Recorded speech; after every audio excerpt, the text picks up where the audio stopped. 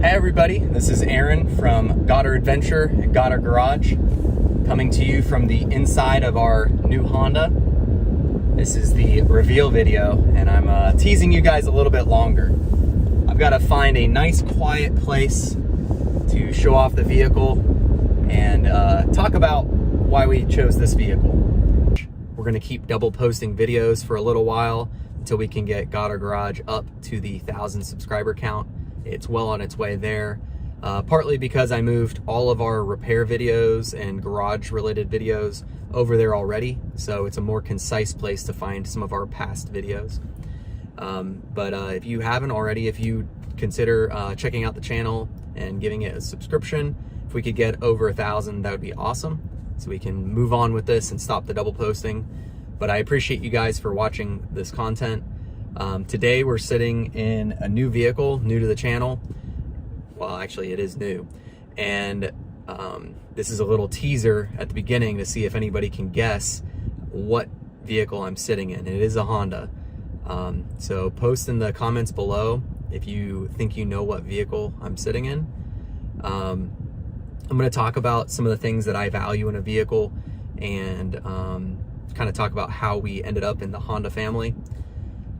So it seems like Honda and Toyota, at least for a long while, were some of the top competitors as far as reliability goes.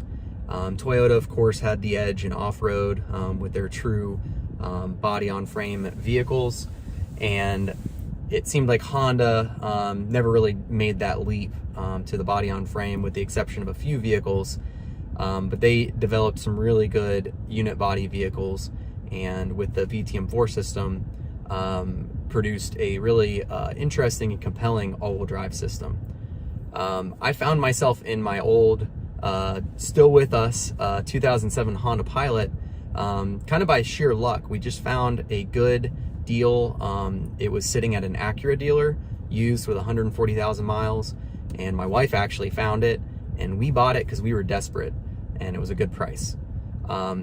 Only later, or as I was, figuring out what I could do with it, did I find out that I could actually turn it into a pretty decent off-roader. So that was kind of how I entered the Honda family. The aftermarket value of that vehicle was less expensive than the comparable Toyota.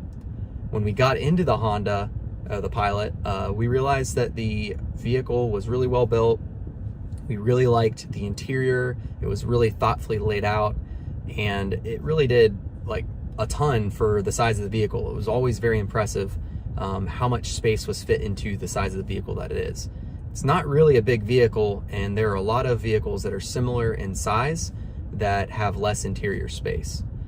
And so we actually bought some other Hondas after that. We bought a 2004 Honda CR-V and got it for a cheap price. And it kind of did the exact same thing. It wasn't the most beautiful vehicle. It was kind of odd looking, but the interior space was impressive. How it was laid out was impressive, and working on it was actually pretty easy. And that was something I valued a lot because I was buying high mileage vehicles at the time. We also ended up with a 1998 CR-V that we affectionately called Rippy. Rippy is no longer with the channel. We actually gave that away to our brother-in-law, who is taking great care of Rippy. When we purchased this vehicle, we could no longer really justify having 3 vehicles. Or actually it'd be 4. We couldn't justify 4 vehicles. So we let Rippy go on to another home where it will be cared for. And he actually looks better now than when I had it. We also have a 2007 Honda Civic, which Goddard Garage will be getting some videos featuring that, because I blew out my spark plug and actually ripped out the threads and everything, which was new to me, and I have since repaired it. But all of my Hondas have been pretty easy to work on. The problems that they have were pretty easy to troubleshoot. The interior was laid out well, logical, lots of space for the size of the vehicle. My only critique is that maybe visually sometimes they look a little bit odd. The 2007 Civic is one of the uglier vehicles on the road.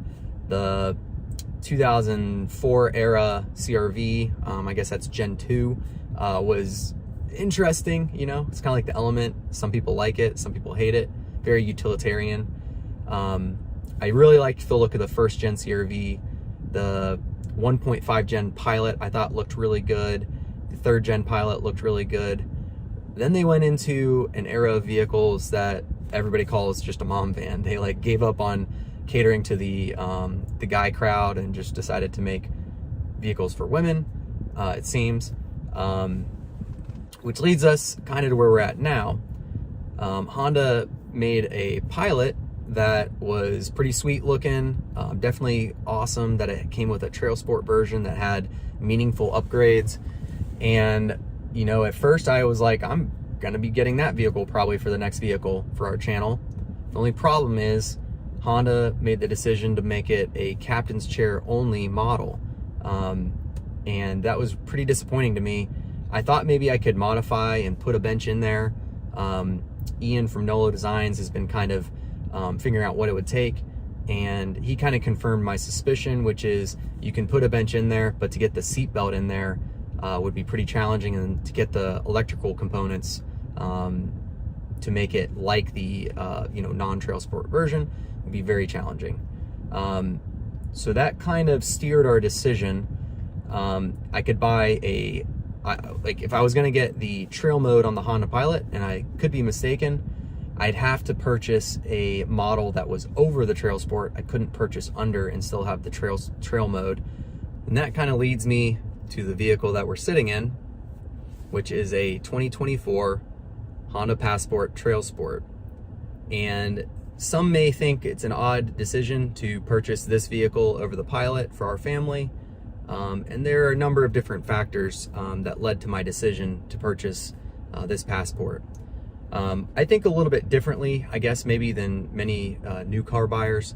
I kind of think about the long haul with a vehicle, and the new Pilot has a lot of new to it. It's got a new transmission, it's got a new engine, you know, it's got new suspension geometry, and those new things lead to obviously good specs on paper and improvements. And I'm not saying that it's not a good vehicle, because I'm sure it's a very good Honda reliable vehicle. But this Passport actually enticed me for the opposite reason. It's one of the later year models of this body, and you know, it's got a track record that's pretty solid at this point. John DZ, he's up I think at over 150,000 miles, and you know, he has had the transfer case need to be replaced. But something like that doesn't really scare me. That's something I can do pretty easily. This Passport actually shares a lot in common with our Pilot. It's got a very, very similar engine. It's got a, I believe it's, I forget what model it is, but it's the J35. But when I look in the hood, you know, I can see where this engine has come from the Pilot. And when it comes to down the road, when this vehicle is starting to be as old as my Pilot, when it's paid off and whatnot, I can see maintaining it and repairing it being an option. Not to say the Pilot can't, but I like the familiarity because I've put a lot of wrench time on the Pilot. The Passport has similar like wheelbase dimensions to the Pilot, whereas my Pilot, the 2007 Pilot, whereas the new Pilot grew longer. It has different clearance angles, front and back, and when I'm factoring in, you know, off-road, total off-road ability with storage capacity and, you know, the look of the vehicle, familiarity with the parts, how proven is the system, the Passport, especially since it was cheaper than the Pilot I would have had to buy to get the trail mode, seemed like to me the logical choice right now. Obviously, they announced a new Passport, which that was coinciding very closely with this purchase. And I'm gonna take comfort in knowing that the new Passport will be new, just like I was saying about the new Pilot. If you look at the reviews on Pilots, they're great vehicles. The new Pilot, They're great vehicles, but they aren't without their complaints. There are bugs to work out, if you will, whereas the 2024 Passport has had a lot of the bugs worked out. And so far, we've got 4,418 miles on it, and it's been awesome, like almost zero complaints. I'm gonna make a video about my first complaint, and it's gonna be pretty interesting. It'll be a how-to video as well, hopefully something that people find useful. And anyways, I'm excited to build out this Passport and make it something similar to our 2007 Pilot. And if I can build it out like our Pilot, this Passport is going to be a lot more capable than the vehicle we're currently driving. It might be technically less capable drivetrain wise than the Pilot, which I know it is. And the new Passport, of course, that they're going to reveal next year, same thing. That being said, I'm very confident that this platform will be more than enough for what we do and what we need. And it's going to take us a while to build this vehicle up to be like the Pilot. And so the Pilot will have to fill in that void in the meantime as we're fixing it and making repair videos, fixing the headliner and the console and trying to figure out the idling issues. And we've got plenty of footage and content there with that Pilot for those who are interested in the old, first gen Pilots. But we're also going to start a new venture here with the Passport. And I can tell you right now, just driving the Passport around, the safety that this thing brings on the road is really welcomed for me and my family. I do feel a good bit safer on the road with this Passport, and it just handles really nice. The all-wheel drive system, traction system in wet conditions is just outstanding. And I'm super excited when I finally get to feel the first gear on this on some trails, because that's what the 2007 Pilot just does not have, is the low end. And this Passport has a much better crawl ratio. It's got much more power to the wheels. And, most of the time in the Pilot, when I'm really starting to get stuck, it's because I can't get power to the wheels at slow speeds to overcome whatever gradient obstacle we're kind of faced with. And this Passport is going to be able to put so much more power to the wheels. So let me take you around for a little view of the vehicle, and you'll notice some modifications that we've already made to it that I'm going to make post videos on. So you'll see those coming up soon. Without further ado, I introduce our Goddard Adventure 2024 Honda Passport. Overall, the looks of this vehicle caught my eye. I found it to be pretty sharp overall vehicle, especially considering where we've come from with the 2007 Honda Pilot. I know some people critique this design and say that it looks a little outdated. I'm guessing those are new car enthusiasts who have just seen this model on the road for a while and they're looking for a fresh design. But for our purposes, this design actually meets a lot of requirements for me. I like the front and back clearance angles. They have good potential, and they'll be pretty adequate, especially after we lift it up like we did to our 2007 Honda Pilot. And just like our 2007 Honda Pilot, once we get it lifted, get it armored up, I think it's gonna be a real head turner. At least it'll catch people's attention. I don't know if it's a good thing to always be a head turner, but the 2007 Honda Pilot that we have definitely catches people's attention, and I have no doubt that this Passport will as well once we get it lifted up. The Trailsport trim of the 2024 Passport is mostly superficial. It's mostly like a middle trim, just like the previous Passports, but they did add I think 2 functional differences. So the Trailsport model for the 2024 Passport gets a set of these general grabber AT Sports, and they have a pretty good tread pattern, pretty typical, but they have a little bit of shoulder lug, pretty good gap here, and I'm sure paired with this all-wheel drive system in this vehicle, they're going to work pretty well off-road for the amount of time that we have them. At some point, I want to get a hitch swing for the back so we can get a full-size spare, and I have the intention of trying to get a wheel that matches the stock wheels here, and also probably just sticking with the same tire till we wear these ones down. The other functional difference is that supposedly they made the suspension 20% softer than stock. That was one of the critiques that I saw some people making with the Honda Passport, was that the suspension was a little stiff. And after driving this Passport around for 4,000 plus miles, I can safely say that for us, the suspension feels really nice actually. Feels pretty similar to our Honda Pilot with its upgraded or aftermarket setup. I can't say that I'm got a lot of experience with really good off-road suspension, so I'm sure it probably doesn't line up to that. But for our purposes, it's got a nice dampened feel. When you run over potholes or hit bumps on the interstate, it soaks them up pretty darn well actually. So those two functional upgrades, I can't say they're worth, you know, the cost of Trailsport trim over base. But for me, we had decided to make that decision. And probably for me, it was mostly the wheels, just getting 18-inch wheels. And then the not needing to upgrade the tires right away. Both of those factored into my decision. As you can see, we've already got some modifications on there. I'll be featuring those in upcoming videos. But I really like the Yakima roof rails we got there. I forget the exact model. We actually bought those used in typical Goddard Adventure fashion. But they really complement the roof rack, I think.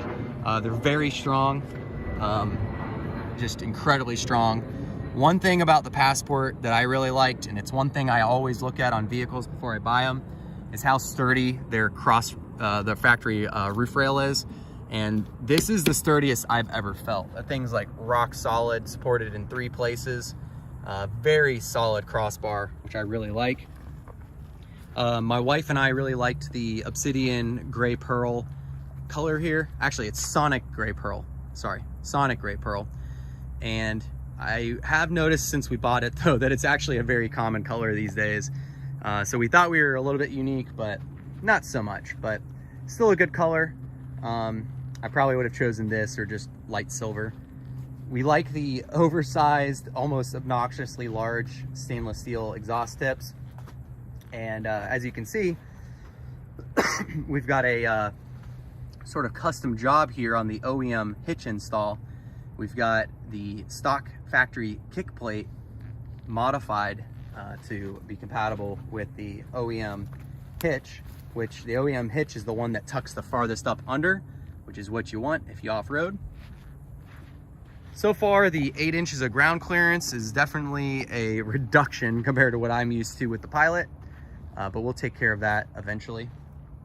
I'll do an interior kind of, you know, walk around at some point maybe in the future, but for now, we're very excited about this vehicle. We're excited about the safety that it brings to our family adventures. We've already had it on the road for, you know, several thousand miles, and already we can tell that we feel much more safe. It has impressive handling in rainy conditions, and the lights are really bright, really good at night. And overall, we're very happy with the purchase. Excited to kind of build it out, make it suit our lifestyle, and we're excited to take you guys along for the ride. So stay tuned for those other videos.